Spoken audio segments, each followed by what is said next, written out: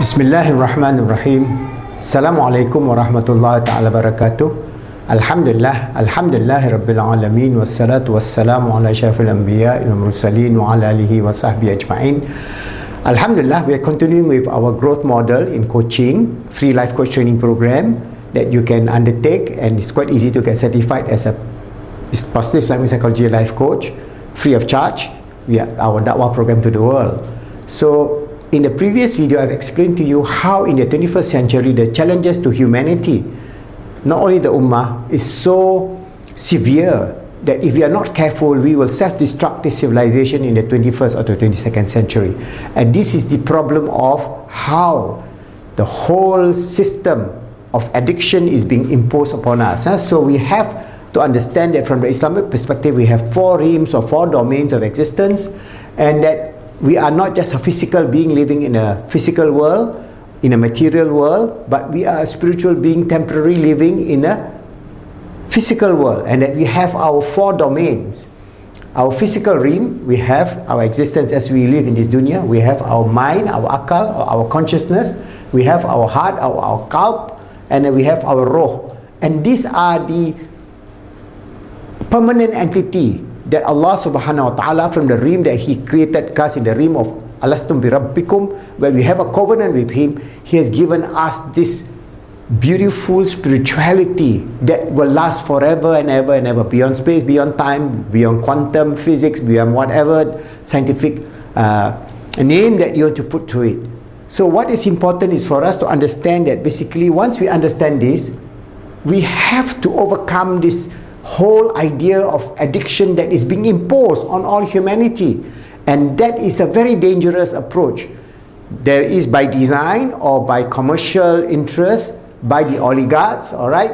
It is whether the dictators or the multinational companies, and all the whole sense of mass media and pleasure industry, food industry, and so all combined together create a horrible disaster for humanity and for this civilization in the 21st century, that we will become zombies, enslaved to all kind of drugs, enslaved to all kind of brainwashing, all right, that will destroy our freedom as a human being, that will destroy our realization of a higher existence, not only the physical world. And this whole drive towards the material world and material pleasure through passion, through food, through sex, through all kind of activities that is giving only temporary cure or temporary happiness, will destroy us psychologically. We human beings will become a zombie, like a rat on a treadmill, running round and around, getting nowhere, and then dying with no meaning and no purpose beyond the purpose of just video games, sex, physical pleasure, alcohol, shopping, gambling, all kind of addiction that is being imposed on us by those who wants to just profit from our dissonance in terms of the cognitive and spiritual, as well as psychological disaster that is going to face us. So we Muslims who must be very, very confident that Allah subhanahu wa ta'ala is there. Whatever are their plan, they can plan, but Allah is a greater planner. So whatever evil that they are trying to impose upon, it is the duty of every single Muslim in the ummah, every single human being, to counter this enslavement of the masses by giving them operant conditioning, using operant conditioning, which B.F. Skinner have explained in his Walden 2, and I'll show you a video how dangerous this is. But what is important is we must have this optimism, because now all over the world, a lot of non-Muslims, they are Christian group, Hindu group, Buddhist group, Jewish group, also agnostic group, who understand that if this trend of enslavement in terms of just a physical pleasure alone, without a higher ideal and higher purpose in life, we human beings will degenerate to become animals and become purposeless, hopeless zombies that has no meaning and no purpose in life. So I'll show you the video, inshallah, and you can conclude to yourself.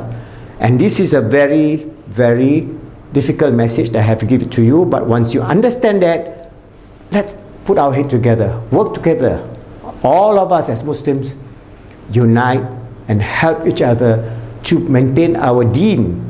And remember, Allah subhanahu wa ta'ala is ever helping us, ever willing to bring us towards a higher level of achievement in the 21st century, because as Muslims, we must lead this world towards peace, towards happiness, towards love, towards the greater glory of Allah subhanahu wa ta'ala, and towards the understanding that we have a permanent life with Allah subhanahu wa ta'ala in the realm of the spiritual that will be beyond space, beyond time, beyond all the physical pleasures that you can ever imagine, inshallah. None are more hopelessly enslaved than those who falsely believe they are free. These words were written by Goethe nearly 200 years ago, but are perhaps more relevant in our time than they were in his. For many people assume we live in a free society simply because the West has not morphed into a dystopian hell like the one depicted in George Orwell's 1984. Tyranny, most people believe, would be overt in nature, it would be obvious, and all would recognize it. But is this really the case? Or could we be living in a society analogous to the one depicted by Aldous Huxley in his dystopian novel Brave New World? Could it be that technology, drugs, pornography, and other pleasurable diversions have created a citizenry too distracted to notice the chains which bind them? When Brave New World was first published in 1931, Huxley did not consider the dystopian world he depicted to be an imminent threat. 30 years later, however, following the Second World War, the spread of totalitarianism, and the great strides made in science and technology, Huxley changed his opinion, and in a speech given in 1961, he put forth the following warning. There will be, in the next generation or so, a pharmacological method of making people love their servitude, and producing dictatorship without tears, so to speak, producing a kind of painless concentration camp for entire societies, so that people will in fact have their liberties taken away from them, but will rather enjoy it, because they will be distracted from any desire to rebel by propaganda or brainwashing enhanced by pharmacological methods, and this seems to be the final revolution. In the future, according to Huxley, ruling classes would learn that control of a populace could be achieved not only with the explicit use of force, but also with the more covert method of drowning the masses in an endless supply of pleasurable diversions. In 1984, Huxley explains, the lust for power is satisfied by inflicting pain. In Brave New World, by inflicting a hardly less humiliating pleasure. How, one may ask, can pleasure be used to deprive people of their freedom? To answer this question, we must discuss operant conditioning, which is a method of modifying an organism's behavior.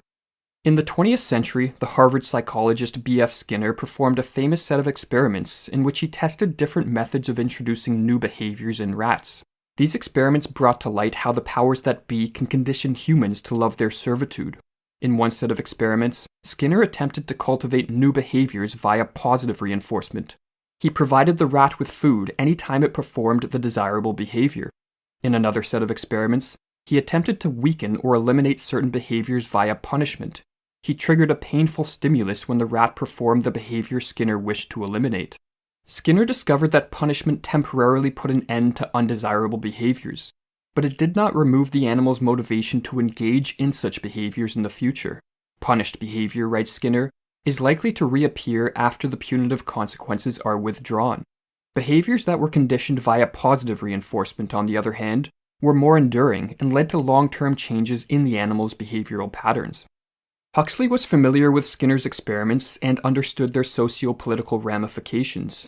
In Brave New World and his subsequent works, Huxley predicted the emergence of a controlling oligarchy who would conduct similar experiments on human beings to condition docility and minimize the potential for civil unrest.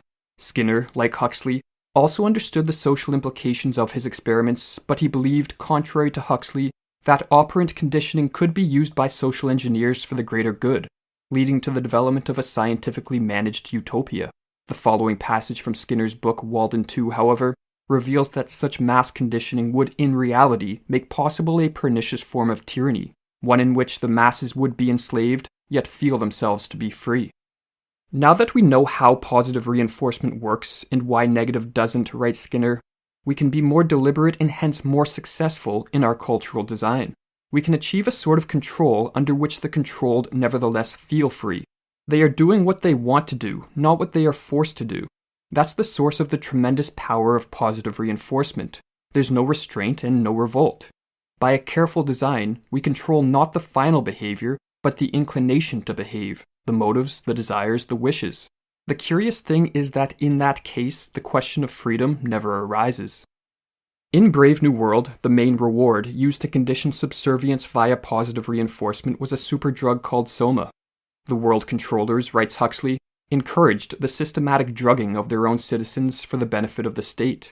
Soma was ingested daily by the citizens of Brave New World as it offered what Huxley called a holiday from reality. Depending on the dosage, it stimulated feelings of euphoria, pleasant hallucinations, or acted as a powerful sleep aid. It also served to heighten suggestibility, thus increasing the effectiveness of the propaganda which the citizens were continuously subjected to. In Brave New World, the Soma habit was not a private vice. It was a political institution, writes Huxley.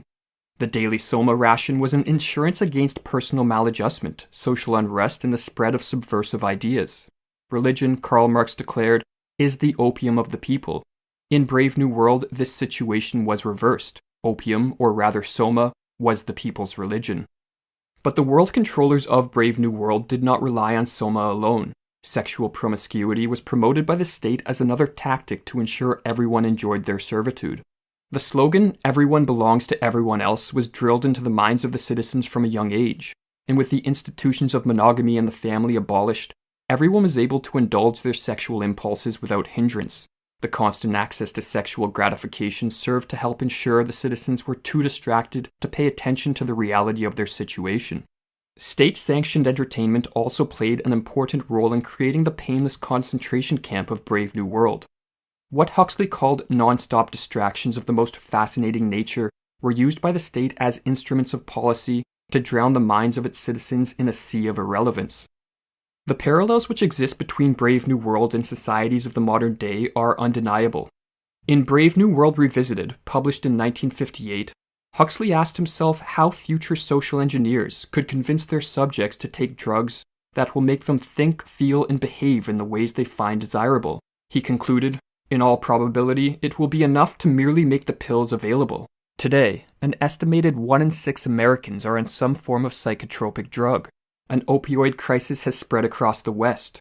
The ability to gratify sexual impulses online has led many into the clutches of pornography addiction, and smartphones and other technologies provide mindless and pleasurable distractions which consume the attention of most people most of the day. To what extent these diversions are intentionally pushed upon us, and to what extent they are spontaneous responses to consumer demand, is unclear. But whatever the answer, the reality is that a distracted and dumbed-down population simply lacks the mental resources to resist their enslavement. Until the modern cry of, "Give me television and hamburgers, but don't bother me with the responsibilities of liberty," is replaced by the cry, "Give me liberty or give me death," freedom will not prevail. Rather, so long as people trade their liberty for pleasures and comfort, the type of social conditioning Huxley warned of will only become more refined and effective as technologies advance and more insight is gained regarding how to predict and control human behavior. Whether the majority of us will be able to resist this type of manipulation, or whether we will even want to, remains to be seen. If the current trends continue, humanity may soon be divided into two groups. There will be those who welcome their pleasurable servitude, and those who choose to resist it for the sake of retaining not just their liberty, but their humanity. For as the former slave Frederick Douglass noted in the mid-19th century, long before Huxley wrote Brave New World, when a slave becomes a happy slave, he has effectively relinquished all that which makes him human. I have found that, to make a contented slave, writes Douglass, it is necessary to make a thoughtless one. He must be able to detect no inconsistencies in slavery. He must be made to feel that slavery is right, and he can be brought to that only when he ceases to be a man.